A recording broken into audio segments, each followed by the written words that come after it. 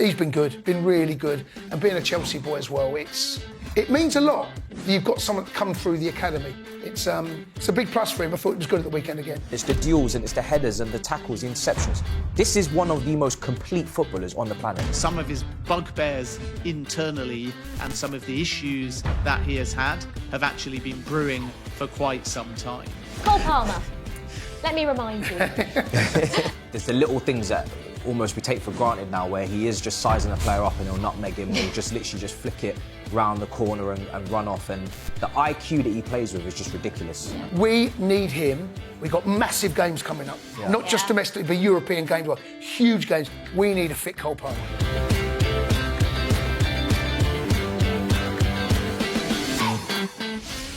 Welcome to Inside Chelsea, the show for Chelsea fans by Chelsea fans. This show is brought to you by TalkSport Bet. I'm Olivia Pizzaglo and I'm joined by former Chelsea defender Jason Cundy and broadcaster and lifelong Chelsea fan Matisse. Right, back to winning ways, guys. It feels I'm sort of glad we've done a show now so we don't have to deal too much with the results before the Everton game. But it was vitally important, Jace, that we did get back to winning ways. Sort of performance aside, the result was the most important thing. The most important thing, Liv, on the back of 4 games without win at the Arsenal game, that was a toughie. I felt another day we come away with all 3 points. Then you go away to Leeds. Well, it was a disaster. You can't dress that up any other way. No. It was terrible. Then you move forward to Bournemouth. You're thinking something's got to improve. No. Didn't really. Now you come away thinking, all right, got a point. Then you go away to Atalanta. And actually, we managed to get a nose in front. I thought second half our game management was pretty terrible. So then you move forward to Everton, and they're on good form. Yeah. They go above us if they win. We weren't great. The goals came against the run of play.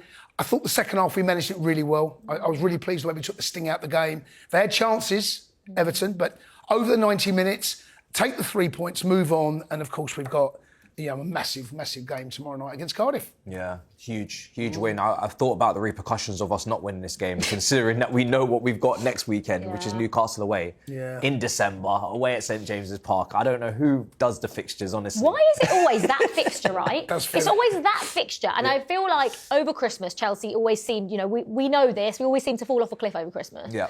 And it always begins on that game. We never have a home, nice, easy fixture, the one before Christmas, do we? No. It was Everton away last week. year. I feel like it was Everton the year before as well. Yeah. And now it's Newcastle away. So this was huge. To get the confidence back into the players as well, because I feel like they understand the pressure the manager's probably on as well. And there was some nice performances in there, some players with Cole Palmer's back, When Cole Palmer's back, everybody's happy. So, it was very important win. Yeah, you mentioned the timing of the goals. I think that was very important because actually Everton was sort of creeping into the game initially, and I think that first goal, the timing of Palmer's goal, that's what killed him, didn't it? It did a bit, and look, there's never a bad time to score the first goal in a game, but especially when we hadn't quite got into our stride. Yeah. There was a couple of little mini moments, but largely I felt Everton settled into the game much better than we did. Yeah. And it wasn't as if they were carving us open and creating loads of chances, but they were definitely controlling the tempo of the game. And to score the goal, and of course Cole Palmer, it did, their hearts. Because they got there thinking, we ain't done bad, we're 1-0 down. It wasn't brilliant, but much needed. But I'm so delighted for Cole to come back and score. Yeah. I think Drewsbury Hall going off was big for them as it well. was massive. Everton, he's been brilliant for them recently. He's probably the player I was worried about the most going into this game, just purely because of how he knits everything together. Obviously, the goals that he's been adding to the team, third man runs. When he comes off, Alcaraz comes on, who actually then ends up giving us a chance with a poor pass, and Garnacho should score as well. Just kind of took the rhythm out of their game, because first 10-15 minutes, they had a lot of the ball. Yeah. And I was a bit worried about us, but then, we slowly came into it, and I think our performance just picked up more and more after that. Second half was good. Yeah, we'll get on to Cole Palmer in just a second, because it's so happy to have Cole Palmer back. A Cole Palmer that seems to still be dealing with an issue. Like he did say in his post-match interview that, he's still dealing with it, but day by day it is getting better. So I'm not sure we'll see him start every game, will we? But we'll get on to him in a second, because we spoke on this show last time about Enzo Maresca knowing his first choice centre-back pairing. that is evident even more day by day, game by game, that Wesley Fofana and Trevor Chalobah are quite clearly his favourite centre-back partnership. 5 clean sheets in the last 6 games they've started together. Yep. We know Fofana's injury record means he can't start every game, but those two are forming quite a nice partnership. And something we haven't seen from this Chelsea side under Maresca is a centre-back partnership starting a lot of games together. Yeah, and building partnerships and familiarity as well, not just with the 2 centre-halves, but the goalkeeper and your fullbacks. The fullbacks can change. More often than not, Cucurella plays there, but Hato has gone out there as well. But the partnership there, and also the understanding with the midfield, you get partnerships all over the pitch, and it's almost impossible if you are changing on a game-by-game basis. The partnership at the back with Trevor and Wes, that feels solid. He's got their dovetail one another. There's a lot of pace at the back there. Wesley can come at the ball technically. He can travel with the ball. His passing selection is good. But of course, you've got the Levi Colwill situation, which has thrown that. Also, on the back, and I'm going to, apologies for saying this again, but he's on the back of what is unprecedented Club World Cup and no pre-season. Yeah. And he's trying to manage Fofana. And I think at times that gets in the way, because the most important thing is making sure they're fit come April, come March, come when we get into May. They're the months where I feel we need as much of his squad available. And I think that's why we've seen so much rotation. Yeah, it's hard as well, because like we say, usually you probably wouldn't rotate your centre-back partnership, right? If you've got 2 players that you stick with that are good, the issue is that not all centre-backs are as injury-prone as Wesley Fofana. Yeah. He's missed so much football since he came to this football club, and like we say every season, the games he does play is absolutely brilliant, but we don't see it enough. So again, we've sat here on this show and said that Enzo Maresca deserves credit for the way he's handled, say, Reece James's minutes. But he also deserves credit for what he's doing with Wesley Fofana, because it feels like at the moment we're getting a really good, fit Wesley Fofana consistently when he plays. Yeah, it's a miracle. You look at how far he's come, because he's had consecutive Premier League 90 minutes now. I think against Arsenal, 89 minutes roughly. Wolves 90 minutes, Bournemouth 90 minutes, and now 90 minutes here. And the level that he brings this defence up to, the composure, the anticipation, the pace, it just brings everybody up many levels. And how much better this must be for Sanchez in goal. Yeah. You talk about mix and matching, centre-back pairings, set-piece defending, coming for crosses, claiming, playing the ball out, making decisions with your centre-backs in terms of build-up play. So he must be relieved to see that there's a bit of a partnership being struck, because he's been very good this season, despite all of the kind of change. But really happy for Trevor as well, because I think Trevor at the start of the season, he was having a mixture of different partnerships. He was starting to fall a little bit away with some individual errors as well.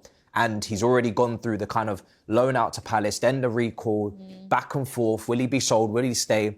And it was starting to get a bit murky as to whether or not he was going to be good enough as well with the mistakes he was making. But now he's got someone next to him that he can rely upon, and it's a really good partnership. He's really playing very well at the moment as well, so very happy to see that for him. Yeah, I actually think Trevor is Chelsea's most important centre-back. There was a reason that he got rested in the second half against Atalanta, because Enzo Maresca has said, he's played so much and he's going to continue to play. So obviously those 2 are right now, with I think Josh now, Achiampong is probably the third choice to come in and replace one of them. I'd like to think so.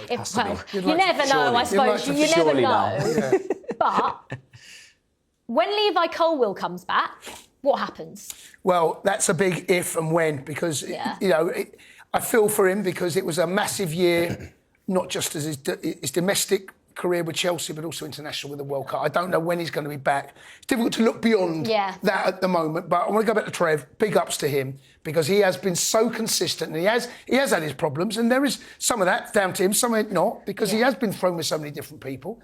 I think he's been good, been really good, and being a Chelsea boy as well, it means a lot that you've got someone at the heart of that defence that come through the academy. It's a big plus for him. I thought he was good at the weekend again. Yeah, another clean sheet as well, which is always nice. I think Chelsea's defensive record, I think it's gone under the radar a little bit. I think, when you look at Sanchez, Chalobah and Fofana, when you think of the best defences in the league, Chelsea are right up there with Arsenal.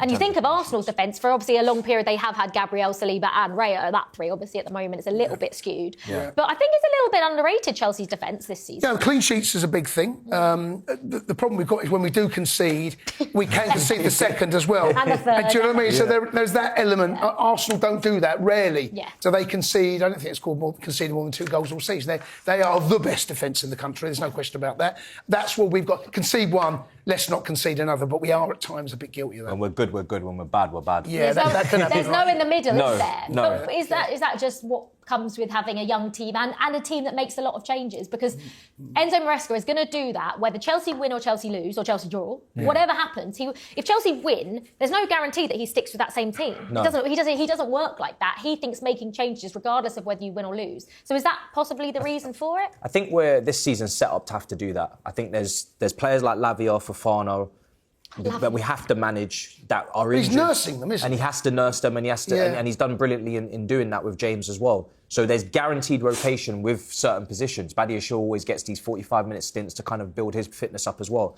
And then there's young players that are inconsistent, and they also have to be rotated to keep themselves on, keep them on their toes and keep them motivated and keep them pushing and understanding the level.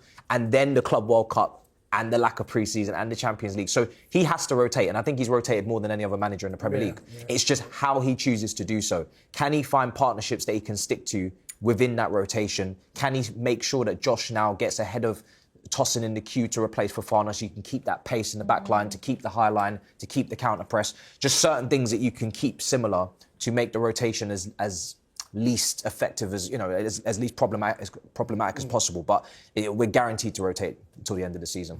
Yeah, and one player who actually hasn't been rotated in the last 3 games is Reece James. I cannot remember the last time, Jace, he played 3 90 minutes in a row. But not even 3 90 minutes, he just looks so fit and so ready. And, when was the last time? Like, that's years and years and years ago, probably, that he played 3 90s in a row. And the workload's been put on him even more so in that middle of the park because of Caicedo getting suspended. So that if you want that dominant physicality, defensive human right in the front of their back four, it ain't Caicedo, it's going to be Reece, right? And Reece now, I think I might have said this last week, the week before, he trusts his body now. Yeah. There's a part of Reece now where he's gone through that. The mindset now is, I trust my body, and it's second nature now to just be the natural Reece that we've got. Fingers crossed it stays that way, because he is absolutely crucial to how we perform, how we play, and how we're going to go through these up-and-coming weeks. Because who knows, we might find ourselves in a Champions League playoff, which is another 2 games we could do without. There's another couple of games that Enzo might have to think about as well. But I'm so pleased for Reece, because there was a time where I was concerned really about what the future looked like for him at Chelsea, because you can't keep holding players that are injured. So pleased for him. Yeah. The quality that he shows, I think it's even still going under the radar. I'm watching this guy in midfield. He's picking it up in the left part of midfield, the right part of midfield. He's using both feet to switch play, to pass. The cross, I think against, was it Atalanta in midweek? Beautiful. It's a brilliant cross for João Pedro. His corners, set pieces, free kicks, he nearly scored there. It's a wonderful free kick. Yeah. And then you get the defensive side, and it's the duels, and it's the headers, and the tackles, the interceptions. This is one of the most complete footballers on the planet, genuinely, because I think he's been kind of limited almost to right back or right side centre back because of the injuries, or because of and obviously only being able to play a handful of games as well, coming back from injury. I think people have forgotten this guy used to play striker when he was younger.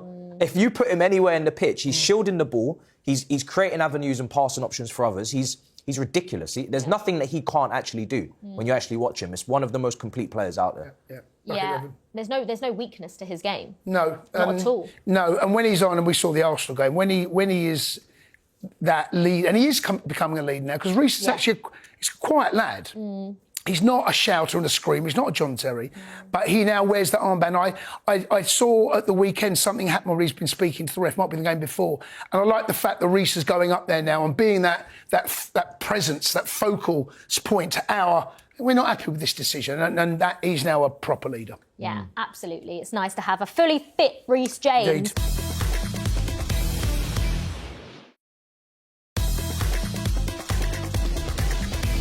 Now, if I asked you a question on Malo Gusto, are you going to promise to actually answer it? Go on. Rather than tell me you've had a really bad week or something. Because, obviously, Malo Gusto had a brilliant game, and we will get into Enzo Maresca's comments a little bit later on. Yeah.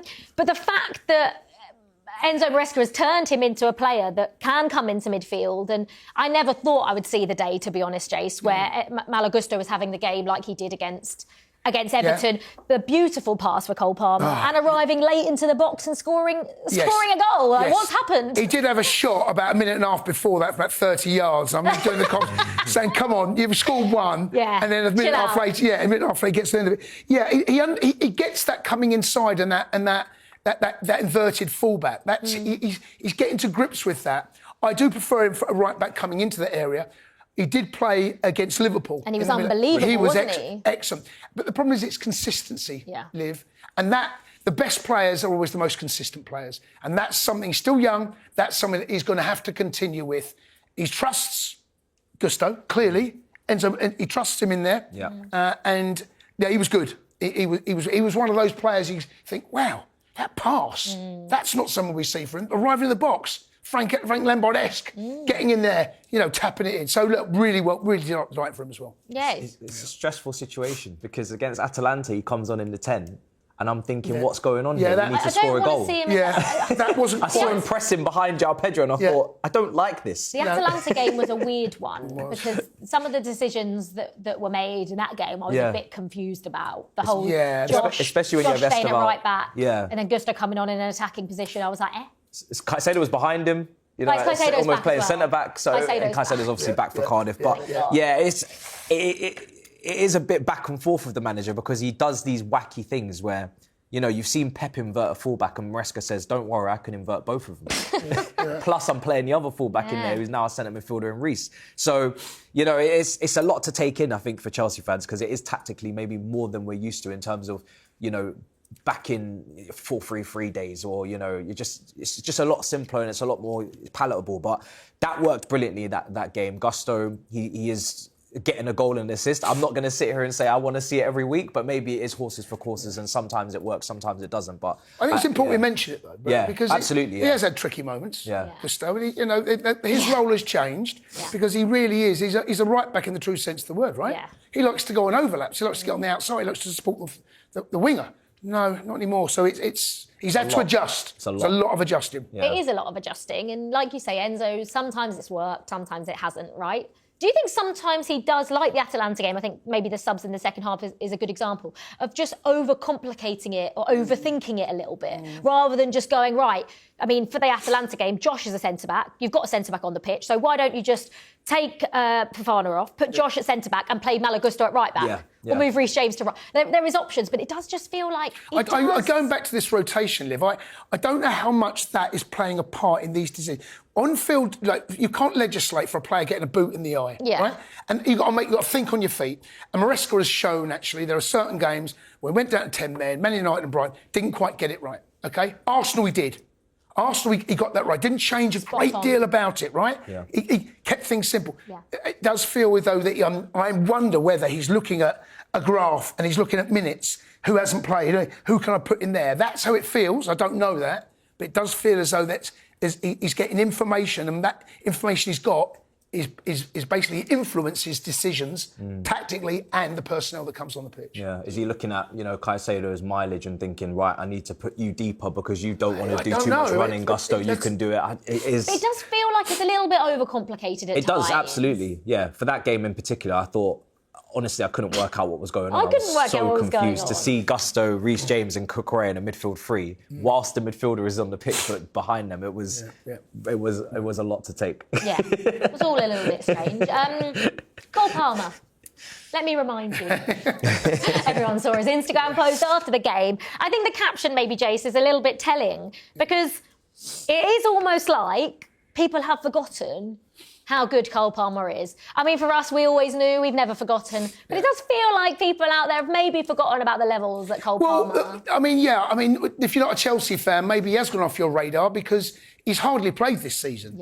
And he had a brilliant Club World Cup, come back, he's had the injuries, he hasn't played a lot of games at all. But Cole Palmer is one of the very best when he's on form. He is one of the very, very best. And what we've seen in that time, Liv, we have seen under Tuchel with England, we've seen the conversation around Jude Bellingham, we've seen the conversation about Rodgers. Foden is doing it now on a weekly basis, scored again at the weekend. He's now looking back to his very best. So the competition for places in and around that number 10 area where Palmer wants to play is fierce. And he's out of sight, out of mind. But, comes back at the weekend, beautiful finish. and that lovely balance he's got. He's such a lovely player to watch because he actually doesn't look naturally a footballer, but the way he shuffles and uses his body, and the disguise he has where he's going to pass, cross, and he does something with it, and he's gone. And he's gone, and he gets another yard of space for it. He's a wonderful, wonderful footballer. He's effortless, isn't he? Yeah. So much elegance in the way he plays. There's the little things that almost we take for granted now, where he is just sizing a player up and he'll nutmeg him, or he'll just literally just flick it round the corner and run off. And like, it's not like he's got blistering pace or, he's electric in terms of speed, but he's just able to find that separation, find that yard all the time. The IQ that he plays with is just ridiculous. Yeah. It's great to have him back, honestly, because he is our best player, and especially in that attack. And the fact that Maresca hasn't had him this whole time, it's quite difficult. Yeah, you can imagine. I mean, it is difficult considering, it's not even just losing Cole Palmer, right? You've lost Cole Palmer for 11 of the 16 games. You've lost Moises Caicedo for 5 of the 16 games, and you've lost Levi Colwill for all of those 16 games. Levi Colwill was our best centre-back by a mile. Cole Palmer's our best player by a mile. And Moises Caicedo is the most important player by a mile. So it's like you're having to deal with losing those 3 for any team. For even Arsenal. That's like Arsenal losing Gabriel, Saka and Rice. Yeah. All at the same time. And it's obviously going to have effect. So I think fair play to Enzo Maresca.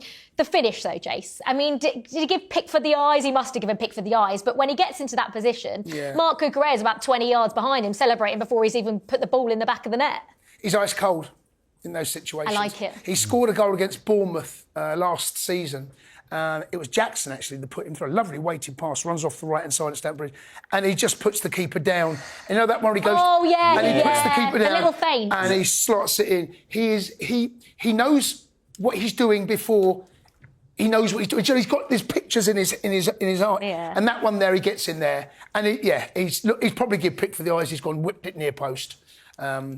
He's a brilliant finisher in those areas. That chance he had against Bournemouth last weekend, where he cuts across the post. He's a little bit too far on that near post. Yeah. I think maybe if he had, maybe had a few more minutes, might have waited a second for it to come a bit closer and whip it to the far post. But it's a lovely finish, and we need him. We've got massive games coming up. Yeah. Not just domestic, but European games. Well, huge games. We need a fit Cole Palmer. Yeah, you look at Napoli away, that's a must-win. Paphos, of course, a must-win if you want to get top 8, if you want to avoid those... Still might not make it, even win those both. Yeah, and that's to avoid the playoff games. You don't want to play 2 more games. So, he needs to be fit now for the rest of the season. Yeah, and obviously we have the luxury now of having Cardiff in the League Cup, so we're not going to play him there. I doubt he'll even come on. But that Newcastle... away, like we've spoken about. I think that, we need a fully fit Cole Palmer for that. Yeah. Obviously, the England squad is, what Cole Palmer is hoping to achieve next summer. I mean, I personally think if he's fit and he's playing, even if he's not in great form, he's still going to go to the World Cup. But do we really care if he starts at the World Cup? I'm not really bothered, to be honest. Well, as an England fan, you want your best players, and that's Tuchel's job now, is to find out the best formula.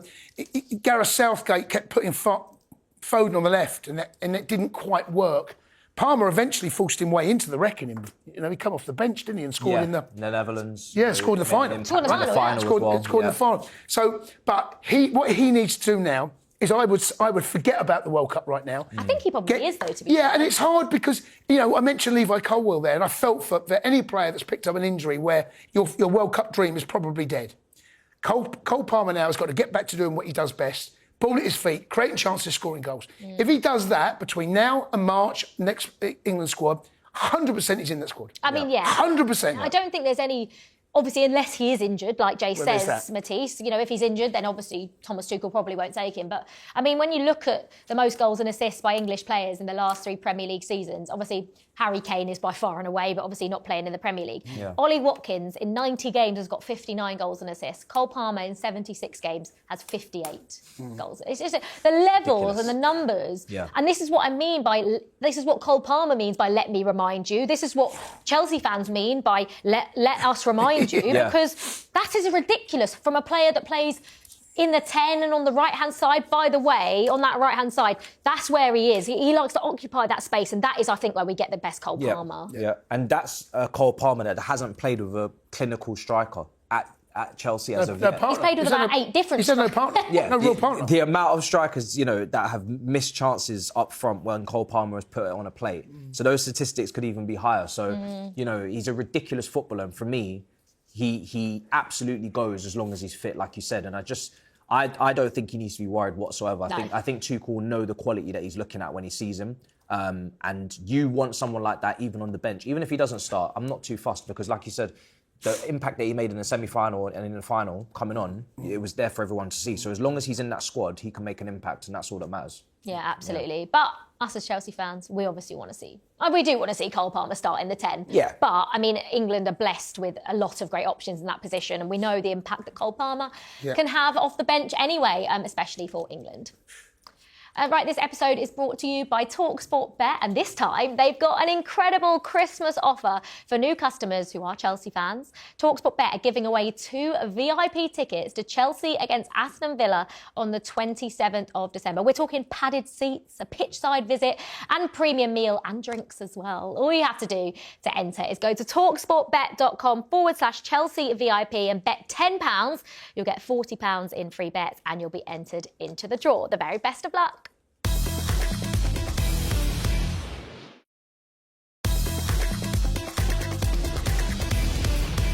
So after the Everton game, Enzo Maresca, I sort of referenced it earlier, got asked a question about Malo Gusto in his post-match press conference. And it was a rather strange reply, but I will read you what he said. He said, "Since I joined the club, the last 48 hours have been the worst 48 hours since I joined the club because many people didn't support us. Many people didn't support me and the team." He was asked to clarify whether it had been an internal lack of support, and he just said, in general, I love the fans and we are very happy with the fans. Interesting comments, Jace. Yeah. After a game in which Chelsea have won, it just felt like watching that presser and hearing that news was that he was waiting for the time to come out and say that. It felt like he really wanted to get this point out and get this off his chest, given that he was asked a question about Malo Gusto and came out with it's the worst 48 hours I've had at the club. What did you make of what he had to say? I think what this shows is how much pressure managers are under. He would have felt the defeats away at Leeds, away at Bournemouth, the draw, and the defeat away at Atalanta. And he would have, this is building up. This is not something that's just happened in 48 hours. I don't know, but my own personal take on this has been the last 3 games. And it's brought it to a bit of a head in the last 48 hours, whatever he is talking about there. And I think what it shows, Liv, is how important that win was at the weekend. Do you think he was waiting for a win to come out and say it? Difficult to know without knowing all the facts, but it does feel that this has been built up. And who knows what has been said, because let's be honest, right? The performance against Leeds wasn't good enough. No. Let's call it for what it is. Performance against Bournemouth wasn't good enough. No. Performance against Atalanta wasn't good enough. Yeah. So let's call it out for what it absolutely is. And he would have known that. And he would have felt this. And Everton at home, you can't have Everton, David Moyes, above Chelsea in the league. No. Because, they haven't spent huge money.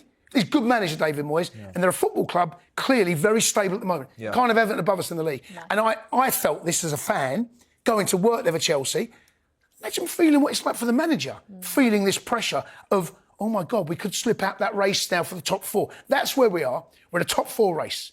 Really good against Arsenal. Yeah. Really, really good in the games before that. Barcelona. Yeah. Since then, it's tailed off. Yeah. And I think we're looking at that narrowed down to 40 hours, whatever's gone on at the club, and I don't know.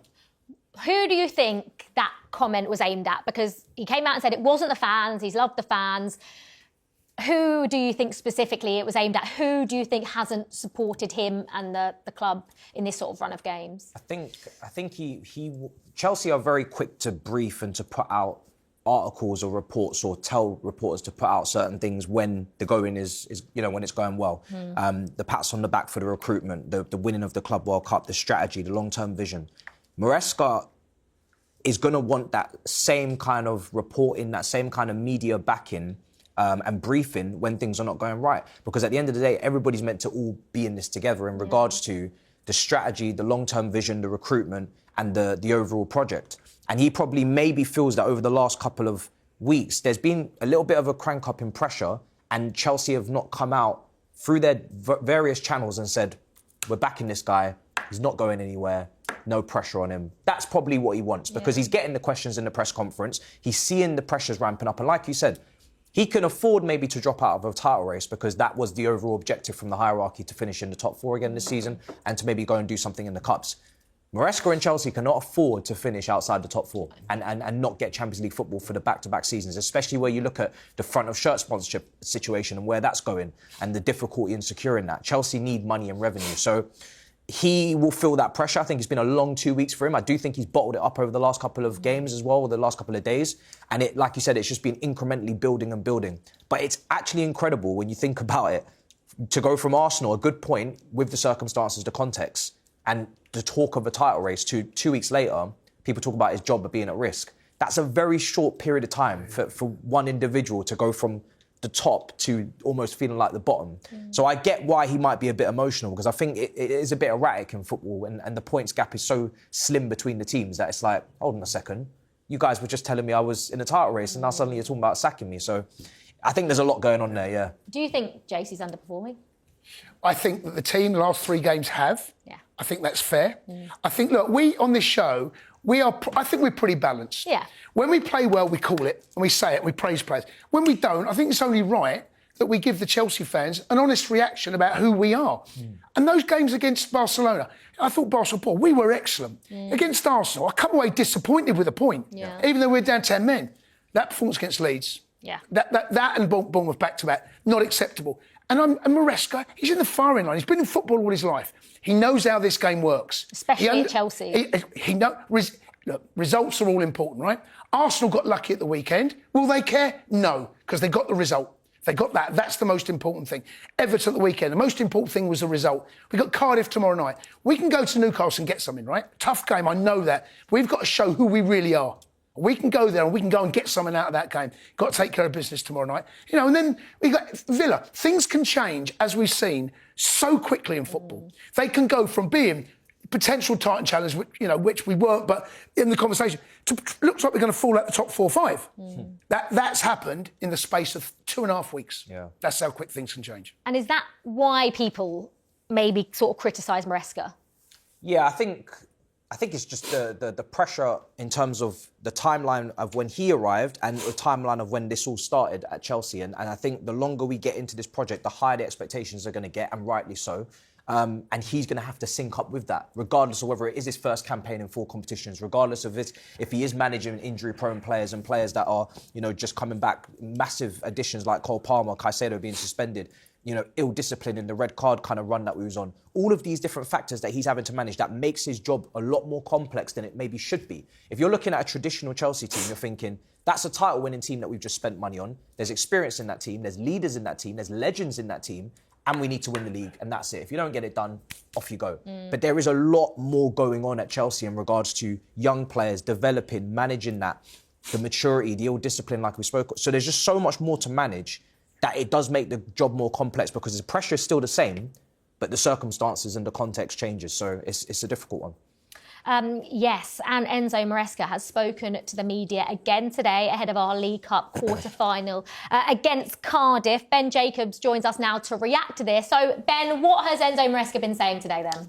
Well, Enzo Maresca was quite guarded. He was given the opportunity to clarify his comments that he didn't feel supported and it was his worst 48 hours at the football club. He was trying to get the media to speak about Cardiff, but naturally he was asked questions in several different ways. He didn't want to add too much to his comments, but there was no backtrack either. He had a chance to say that this wasn't an internal issue, and he didn't, and that was quite telling. He stressed that he's happy at Chelsea. He also said that there are more positives than negatives this season, but there is still an internal issue. Maresca clearly doesn't want to turn it into a media circus, but he used the Everton game after a victory and a question about Malo Gusto to send a message. And I got the impression, listening to him, that he didn't want to attack a specific owner or director, but he also didn't want to backtrack and smooth things over. So the overriding impression I got from Maresca's press conference ahead of Cardiff is that he stands by his comments.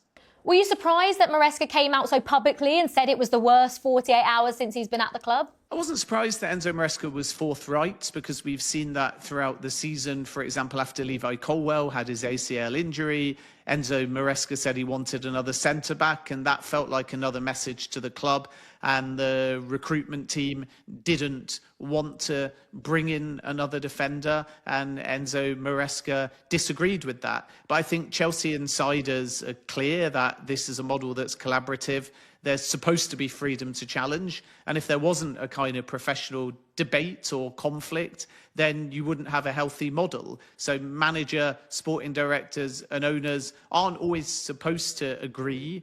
But I think there's a line. And obviously at Chelsea, the expectation, like at Tottenham as well, under Daniel Levy in particular, is managers are not supposed to air their dirty laundry via the media, and to an extent that's what Enzo Maresca has done. So his comments caught us by surprise, because it was a win, it was a question about Malo Gusto, and Maresca had something to say, but that's within his character to defend his position and sometimes seemingly speak to the club hierarchy directly via the media. So the Chelsea perspective is that this was just an emotional answer after an emotional win. But my understanding is that some of Maresca's frustrations, even though we're not talking about an untenable situation at this point, but some of his bugbears internally and some of the issues that he has had have actually been brewing for quite some time. What happens next then, do you think, Ben? Is this sort of the end of it, or can we expect this to sort of rumble on?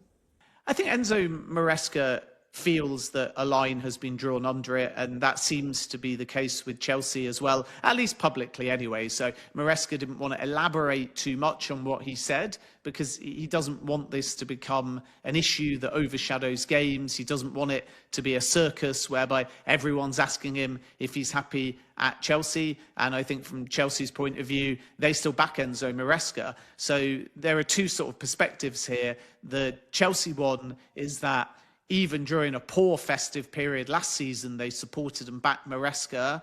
And then when he joined, they gave him a 5-year contract. And when he was coming under criticism a few weeks or months ago for over-rotating, again, Chelsea sources firmly backed Enzo Maresca when there was speculation that his job might be under threat in the early part of the season. Again, Enzo Maresca got the support of the Chelsea hierarchy. And when Chelsea were being billed, when they were in form in the build-up to the last festive period, and again in the early part of this season as title contenders, Chelsea sources were very keen to kind of ground everybody and take the pressure off Enzo Maresca. So I would imagine the Chelsea hierarchy think that they've categorically and unwaveringly backed Enzo Maresca, and that will continue even after these comments. But then there's the Maresca perspective, and that is still that maybe after losses, he's not getting as much support from within the club as he would like.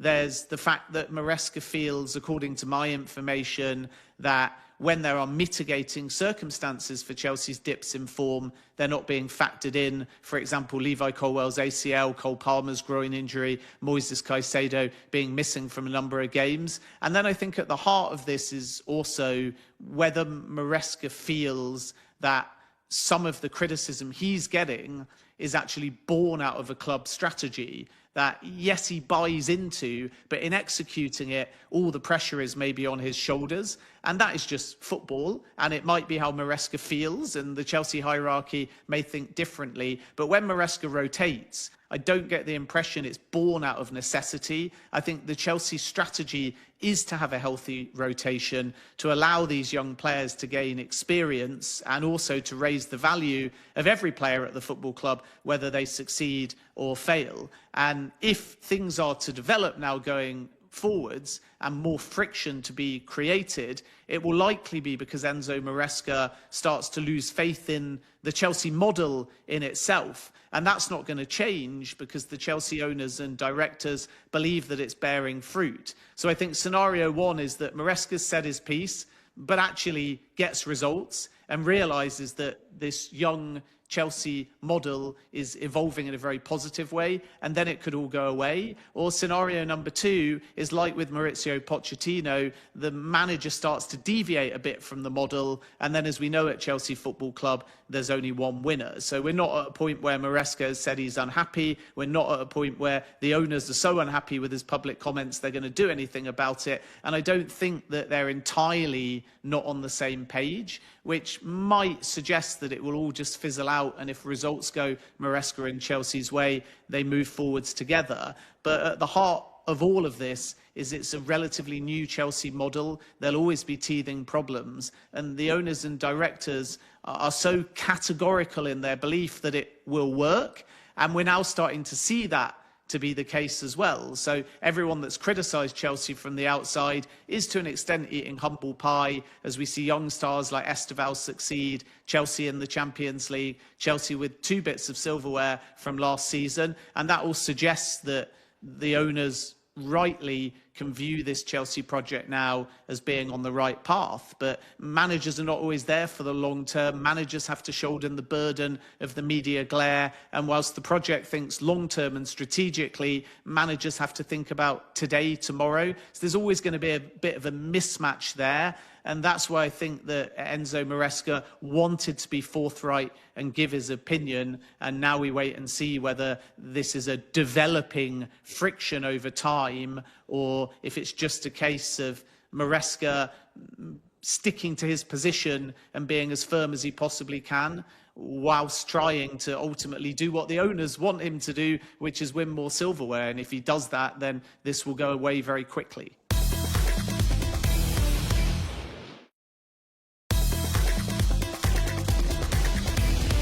Okay, so as we know, Chelsea's fixtures over Christmas, it just seems to be, no matter who we play, no matter when the games are, something always happens over Christmas and we can't seem to put a run of wins together. I mean, this time last year was the prime example of that, Jace.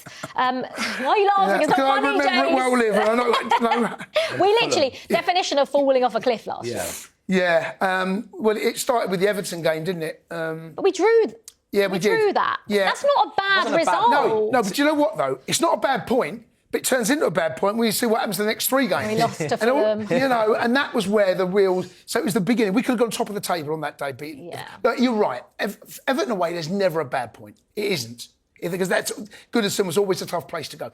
However, that turned into a bad point because what happened against Fulham, and then who else did we have? I can't remember who we lost I can't remember, but we had a terrible end to 2024. Yeah. Terrible end. Yeah. Look, the game's come thick and fast. We've got ourselves a great tie tomorrow night. It's a game we should win. We should be in the semi-finals of the Carabao Cup. Yeah. Let's park that game for the most important game is coming up with Newcastle away, and then we've got Villa. 2 tough games. Newcastle away, one of the toughest grounds to go to, but they are not the Newcastle of last year or the year before that. We're a side that can go there and get something. I genuinely, honestly feel that. Not saying we will, but I genuinely feel we can. Villa, wow. I mean, you're talking about the most informed side in Europe right now. Yeah. Forget England. They are absolutely flying. That is going to be a tough game. And we've got Bournemouth at home. Now, come on, right? We should take something at least out of the 2 home games. We should beat Bournemouth. Do you know what? I know you looked after me the other week when I said I'll take 4 points. I would happily right here now take 5 points out of those games. Now, it's not a great haul out of 9. I get it. But what I want to do is say we're unbeaten. I want to go into the new year against Manchester City unbeaten between now and then. That carries a lot of clout. Villa at home is going to be tough. But we are more than capable of beating Villa at home. So we could be looking at 7 points here. We could also be looking at 0. I don't, Sorry to be negative. I don't think we'll get 0. No. The next game up, Newcastle, I believe we can go and get something there. I genuinely feel we are. A point away at Newcastle. Would you take a point away at Newcastle now? Absolutely. Yeah. Absolutely. Sorry, Arsenal have gone there and won. Yeah. Liverpool have gone there and won. You know, teams can go there and win. Yeah, but like last minute winners is not ever comfortable. And for whatever reason, I just feel like Newcastle at St James's Park, I just feel like they up their game against us. And I don't know what it is, but I watched their performance in the time where Derby, the Weir Tyne Derby, it sounds weird saying Weir Tyne Derby, but that game against Newcastle, against Sunderland, And I thought they were awful. Yeah, they were. But I don't expect them to be anywhere near that bad against us. No, they won't. That's the problem. They were awful against Sunderland. They didn't have any sort of creativity, any sort of goal threat, and that is exactly how they won't play against us. They'll play the complete opposite. And will be straight. And this is the thing: Cole Palmer going into that game, just come back from injury. It's the most physical place to go sometimes, Newcastle, because it is Joe Linton, it is Tonali, it is Bruno Guimaraes and Dan Burn, and that's what I'm also worried about as well. Is that physicality we're going to have to match. We matched it against Arsenal. That's the level of intensity we're going to have to play at Newcastle. So maybe the team rotation is going to have to reflect that against Cardiff. But I think I would have taken maybe 5... I don't think I ever would have taken actually 5 points from those 3 games, because I think if we'd done well before this, we'd be maybe in a bit of a race, and then we would need these points. And now that we haven't had a good run of form, we almost need the points even more, because we need to be in the top 4. Man City away, I feel like that game is always at the same time every year. Every year, yeah. It's always in January. Always the first game in January. And that's going to be really difficult. And we always lose it. Yeah, you look at Cherky, Foden, Haaland, the way that they're linking up, syncing up. Of all the games, that's the toughest game. A lot. City away is always. That's a really tough game, and that's why I'm almost looking at the 3, thinking I need 7. But yeah, let's see what we get out of it. It's really difficult. I think it bodes well that Chelsea are better in the better games. I think we've seen this season that against Liverpool, and Spurs, but Arsenal. Well, consider the big games in your eyes. The bigger games on paper, Chelsea always seem to get up for, and it's the other games that Chelsea maybe don't seem to get up for as much. So actually, looking at those fixtures, maybe these are the 4 that Chelsea do get up for, because that's just how the story of our season's gone so far. And obviously having the luxury of Cardiff, obviously at Cardiff away, not the Premier League team in the quarterfinals of the League Cup, is going to allow us to rest big players, Reece James. I think Caicedo will play, but we can rest players against Cardiff and have Moises Caicedo back for Newcastle. Well, look, this is the perfect game to rotate. Right? And we know that Maresca... So we expect to see Hato play, Josh will play, Caicedo will start, Esteval, Mark Guiu, maybe Jamie Gittin starts. I don't know whether he'll change the keeper. That's a bit of a contentious one for me. I'm not sure that he will, but there's areas on this pitch where Maresca can give players minutes and put a team out that actually is worthy of rotation. No disrespect to Cardiff, but the team that we put out should be good enough to beat them. Regardless, Regardless. And he makes changes, like we said earlier, he makes changes if we win, lose or draw. But this was the game that obviously, if no one's going to look at Maresca and be like, oh my gosh, why are you making 7, 8 changes for this game? Because we need to ahead of what's absolutely. coming out. Enzo Fernandez needs a rest. Cucurella needs a rest. He spoke about, the kind of mileage that they've done since the international break.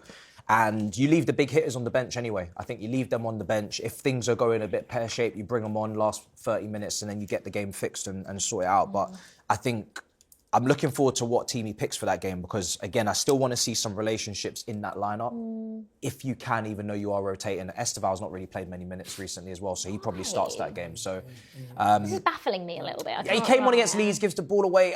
He's going to rotate and look after him. I just thought against Atalanta in particular. That game was screwed. No minutes. It just didn't make any sense. When you need a goal, it didn't really. Exactly. You need to win the game and bring on an attacker. But, and we have, like I've mentioned a few times, we have Moises Caicedo back, and I think that makes obviously it makes such a big difference, especially in a game like Newcastle where you've got the physical players, the aggression. We need him like that. And I think maybe now that he had that Arsenal game where he maybe went a little bit too far, but that aggression I love and I want to see more of. Can't take it out of him, Liv. That's who he is. There are going to be moments in games where he has to then realise, can I win that ball? Should I be going in this force on this part of the pitch?